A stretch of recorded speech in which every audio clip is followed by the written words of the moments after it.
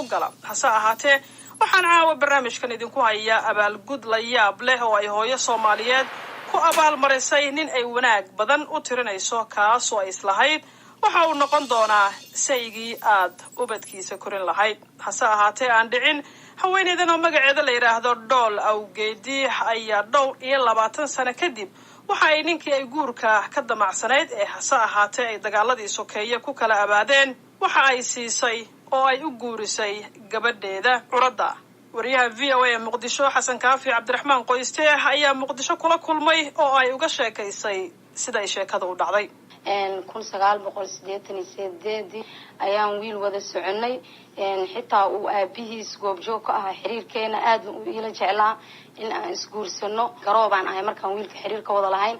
gabaraa ii joogta yar waa isweynay xilligii burburkii maxamed siyaad dagaalkii aan ugu dhacay annagoo xiriirkeena aad iyo aad u wanaagsan yahay dagaalkii kadib yani Muqdisho waa lagu kala qaxay waa lagu kala guuray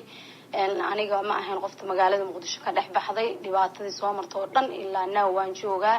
isagoo uu baxay dadkii yaacay uu galay inuu iska sii socday Mareykanka meel la yiraahdo tagay anna waan iska guursaday caruur baan iska dhalay alxamdulillah Muqdisho aan dagaaladeed marba dhinac iskaga cararayay saas ayadoo ay tahay ayaa waxa iga dhaawacmay wiil internetka la yirgeli si hay'ado ay ku caawiyaan internetkii galiyay internetkii markii la galiyay magacayga sawirkayga ayuu ku aqoonsaday isagoo Mareykanka joogo uu soo wacay galbaha kamid ah anoo waliba xanuunsan madaafiicnaga kor dhacayso cunugu uu dhaawac iga yahay oo dalka xitaa wax loogama qaban karo la yiri markuu soo wacay asaga baa xiriiri oo xusuusanay ma uu yahay hadda markaas uu iga dhumo qof xanuunsan waa ahaa dhowr jeer uu igu celceli waayo markii dambe isu kay sheegay oo yani dhowr qisoonan dhexmarto isoo xasuusiyay markaas kadib aan aqoonsaday aqoonsi dabis xaaladeeda uga waramay warniyo saas xaaladaas jirto oo isoo xasuustay dhoolay ii war fiicantan nabad alxamdulillah ana sidii aan ku xusuustay xaaladeeda uga sheekeeyay meeshii aan markaas xiriirkooda sameynay yani ilmaha meesha ka saaro dhaay ilmaha meesha ka bixi oo qarashay inuu isoo diro dhaay ilmaha ka saar meesha xabada ka socoto oo meel xoogo jawigeeda degan yahay waan gartay Dhool sheekadu markay halkaas joogto goormay kugu dhalatay inaad gabadhaada u hibayso ninkii barisamaadkii aad isjeclaydeen ee ay waayuhu idin kala geeyeen waxaan ku siiyay qaabkan ku siiyay wuxuu yahay maadaama muddo badan aan ismoognayn 20 sano iyo ku dhawaad aan ismoogeen intaasna asaga uusan iloobin uu isoo xiriiriyay oo si fiican isoo xiriiriyay markii aan ogaaday jaceylku ii qabay inuu wali ii qabo uusan iga samrin ayaan u gartay aniga gabadhaydii oo aniga ilamida oo facekayga wadato oo wanaagayga wadato laga yaabay inuu markuu ayada arko ugu soo xusuusto aniga inaan ku abaalmariyo aabiisna uu joogaa uuna ku qancay waana lagu farxay aad iyo aad sidee markii dambe ku xiriireen gabadhaada Basra iyo Raagi oo aad adigu u doorbiday sawirada internetka ugu diray way qancisay alxamdulillah meeshii xiriirka ka wada socday xiriir kadib gabadheeda waa u soo bandhigay ayadoo og ninkan aniga inaan xiriir wada lahayn ay hooyoy macaanay gabar yaraa tahay waa ku jecelahay ninaan rabin cid ku qasbaysa malaha ninkaas iga soo ka doonto ma ku siiya oo ma kuugu duceeyaa mise waa ka daaya hooyo iigu ducee oo isiihay okay sidii aan ugu sheegay asagiina galbaha kamid ah markaan arintaas ku soo qaaday adikoo 10 saac amal gabadhi waaba waayo farahay ka baxdo 11 cisho aan raadinayo naxdin aniga waxaas ka tagtisma dheeyna waaba yaa waxaan sir gabadha ma laga dilay maxaa ku dhacay magaaladu iska xuntahay 11 bar kadib ay soo hadashay waxay tiri aniga hooyoy ninkii ma iga daana ninkaas awalba cid kugu qasbaysa ma leh xorriyada lagu siiyay bal imowba adaaba noloshaada aan la yaabanahay maqnaashadaada aad maqantahay iyo dhibaato inay ku gaartay in kala warba uma inaad nooshaabo ma ogeyn adiga kadib gabadhi waxay tiri aniga ninaa i qabo nin ma ku qaba yaa waay ninka waa wiilkaas xaafadda degan wiil yar oo xaafadda degan oo sandaqadii ku lahaa waxaan iri ama ha ku qabo miyuusan ku qabina noloshaada ama anaga la'nahay noloshaadaaba anaga dhibaato nagu isla aanshadeeda haddii lagu guursado dhimala ninka ku aad adigu jecesha anaguna jecelnay bal noo imo على حال قبدي مدنك مركو قبي حماته كدب يعني أصلا إيه أنا جانا دحمرتي إن أوجانشها مركو قبدي جورسنا وأوجان سيوا درتيد سومالي نبلخني حيرة إلى قبلها واللي سو شيء مركي لك الجورسنا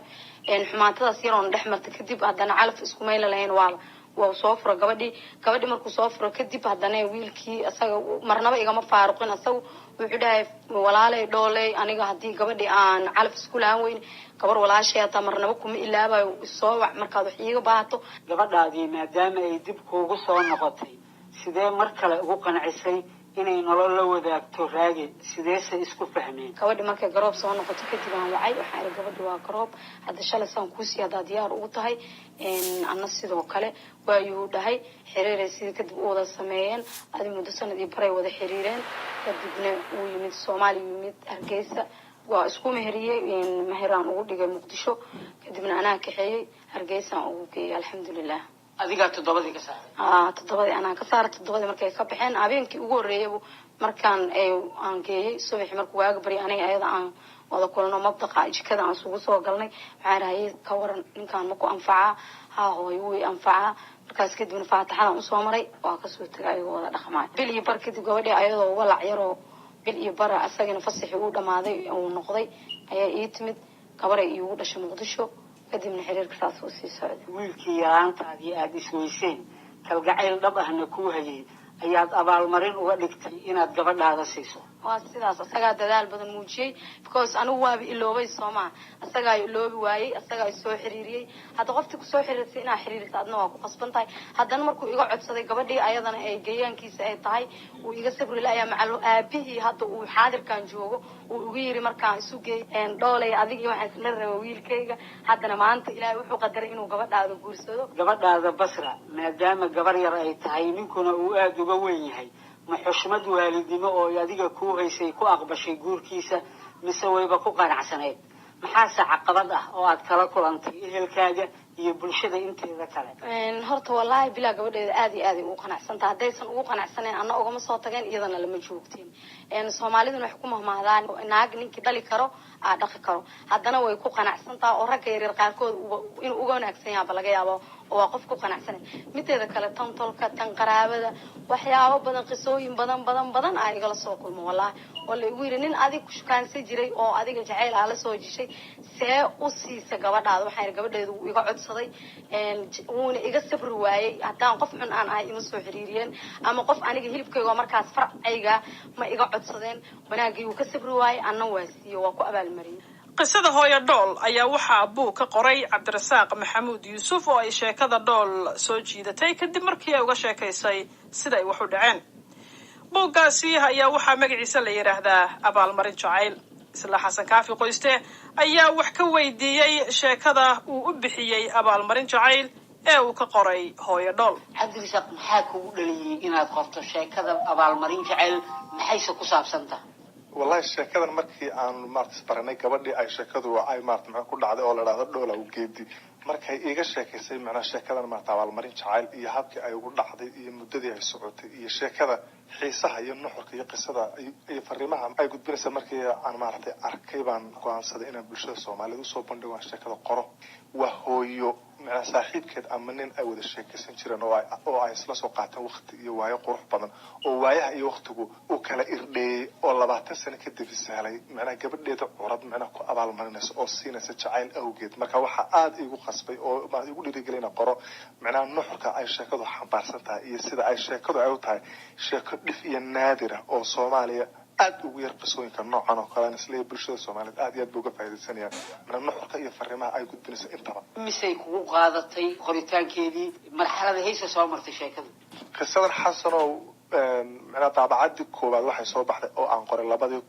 2014 isla daabacadii labaadna waxay soo baxday 2016 buugaagtii mana bandhiga buugaagta ee Muqdisho mana sanadkii dhaweeyay aan kaga qayb galay ay kamid ahay marka مع شركة جودان من حال السنة يوحيو قاعد من 9 بلاد إن صوص عرب بوجا شركة على مريض شعيل